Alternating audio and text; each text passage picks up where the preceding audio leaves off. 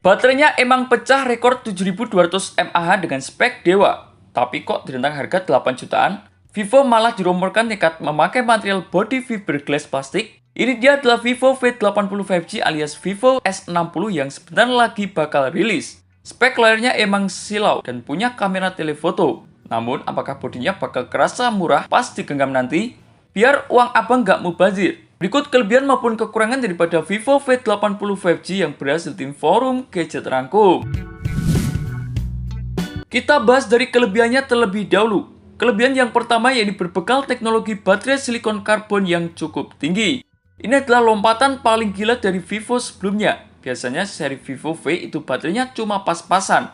Tapi kali ini berkat teknologi silikon karbon yang punya kerapatan daya lebih tinggi, Vivo sukses menanamkan baterai raksasa 7200 mAh. Di atas kertas, baterai ini bisa bertahan hingga 2-3 hari pemakaian normal tanpa perlu ketakutan lowbat di jalan. Beralih ke kelebihan yang nomor 2 yaitu membawa performa gahar.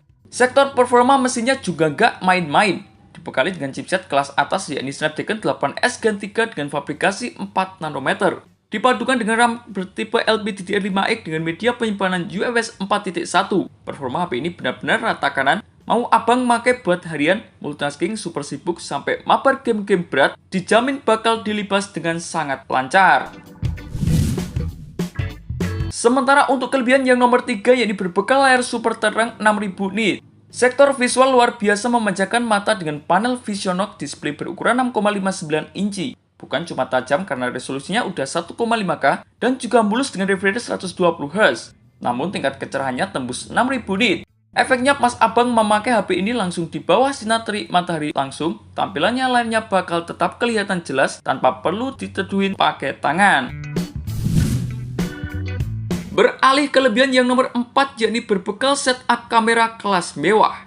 Vivo V80 5G ini benar-benar naik kelas di sektor fotografinya. Kamera utamanya dibekali dengan lensa raksasa 200 megapiksel dengan sensor Samsung ISOCELL HP5 plus adanya tambahan fitur stabilizer voice.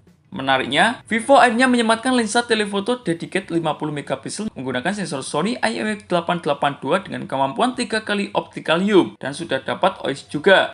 Buat abang yang suka foto objek jarak jauh atau potret jarak dekat, hasilnya dijamin tajam dan minim guncangan.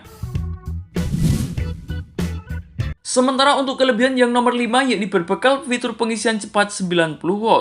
Biar baterainya 7200 mAh-nya gak butuh waktu seharian buat ngecas. Vivo sudah menyematkan teknologi pengisian ulang 90W yang terhitung sangat ngebut di kelas harganya. Kerennya lagi, sudah adanya dukungan fitur bypass charging. Fitur ini berguna banget buat abang yang pengen bermain game sambil ngecas. Karena daya listrik bakal langsung dialirkan ke mesin tanpa bikin baterainya cepat panas. Dan untuk kelebihan yang terakhir yakni berbekal fitur flagship lengkap dengan sertifikasi IP68 ditambah IP69. Urusan durabilitas dan kelengkapan sensor juga nggak mau kalah. HP ini sudah menanamkan sertifikasi ganda yakni IP68 bahkan IP69 yang artinya bakal kebal semprotan air bertekanan tinggi dan sanggup diajak menyelam. Selain itu, sensor sidik jarinya sudah menggunakan teknologi premium 3D ultrasonic fingerprint 2.0 yang areanya luas dan juga instan. Lengkap dengan dukungan stereo speaker, X assist linear motor hingga ear blaster remote. Sekarang kita masuk ke bagian kekurangannya.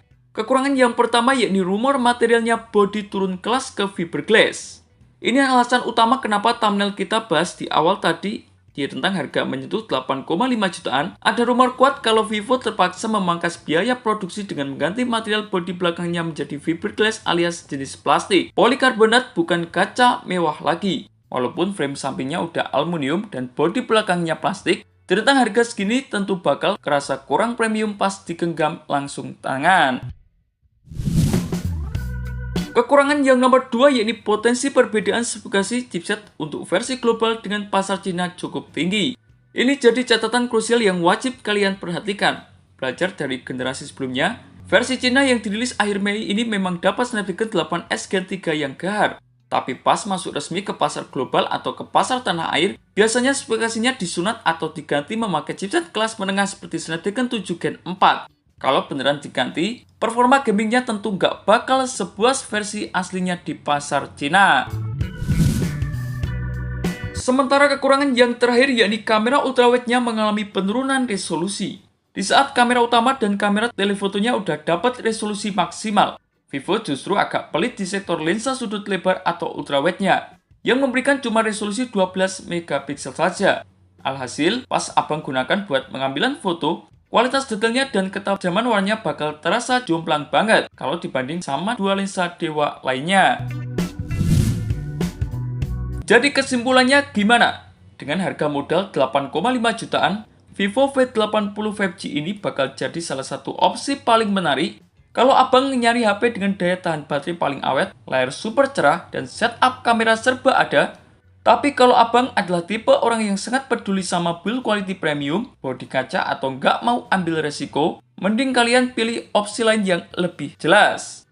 Dan itulah beberapa informasi mengenai kelebihan maupun kekurangan daripada Vivo V80 5G yang berhasil tim forum gadget rangkum. Terima kasih telah menonton video ini. Jangan lupa like, komen, dan share agar channel ini bisa terus berkembang.